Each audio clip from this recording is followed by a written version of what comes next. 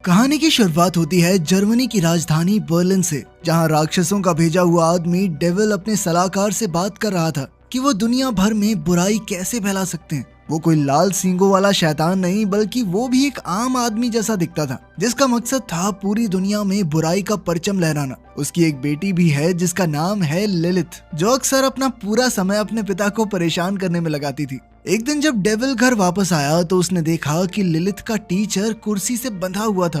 तो डेविल को बहुत गुस्सा आया और उसने टीचर को आजाद करके लिलिथ को खूब डांटा। तब टीचर ने नौकरी छोड़ने की बात कही, पर उसे जबरदस्ती अपना काम करते रहने को कहा गया। असल में डेविल चाहता था कि लिलिथ उसके नक्शे कदमों पर चले, ताकि आगे चलकर वो उसकी जगह ले सके। डेविल ने कहा कि वो जादू को छोड़कर बाकी किसी भी चीज के जरिए इंसानों को बुराई के रास्ते पर ला सकते हैं। अब लिलिथ को बुरा इंसान बनने और बाकियों को बुराई के रास्ते पर धकेलने की ट्रेनिंग लेते हुए काफी समय हो गया था, और वो जल्द से जल्द इसका इस्तेमाल करना चाहती थी। डेविल ने कहा कि वो 18 साल की उम्र से पहले नर्क छोड़कर कहीं नहीं जाएगी। खैर, फिर रात को लिलिथ डेविल के कमरे में गई और उसे एक ऑफर दिया। लिलिथ ने कहा कि वो इंसानों के साथ 1 साल का समय बिताकर ये साबित कर सकती है कि वो इंसानों को बुराई के रास्ते पर धकेलने के लिए पूरी तरह तैयार है। ये सुनते ही डेविल ने उसकी शर्त मान ली, पर उसने कहा कि लिलिथ सिर्फ 1 हफ्ते के लिए जा सकती है, और अगर उसने ये साबित कर दिया कि वो ये काम कर सकती है तो आगे भी इंसानी दुनिया में रह सकती है।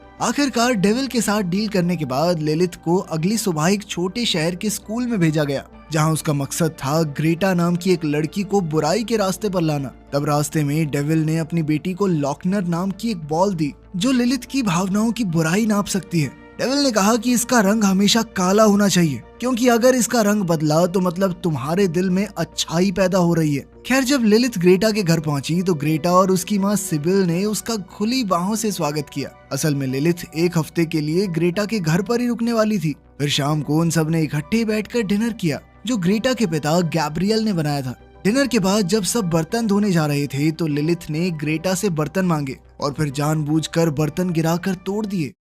तभी अचानक सिबिल वहां आ गई और उसी समय ग्रेटा ने लिलिथ की गलती का इल्जाम अपने सर पर ले लिया, जिसे देखकर लिलिथ हैरान रह गई। ग्रेटा के माँ बाप ने लिलिथ को बेहद प्यार से अपना लिया, तो लिलिथ को यकीन नहीं हो रहा था कि ऐसे भी इंसान होते हैं। खैर, रात को ग्रेटा से बातचीत करते हुए उसे पता चला कि ग्रेटा के कोई दोस्त नहीं थे, साथ ही उसके कबर्ड में एक लड़के की तस्वीर लगी हुई थी। फिर अगली सुबह हम देखते हैं कि लिलिथ ने साइकिल से स्कूल जाने से इनकार कर दिया और ग्रेटा को जबरदस्ती अपने साथ बस पर ले आई। बस में चढ़ने पर ग्रेटा ने अपनी क्लास की लड़कियों मेलेडी और डारिया को हेलो कहा, पर उन्होंने ग्रेटा पर कोई ध्यान नहीं दिया। इसके बाद एडी और उसके दोस्त बस में चढ़े और कुछ बच्चों का मजाक उड़ाने लगे। फिर एडी ने अपनी च्युइंग गम ग्रेटा के बालों में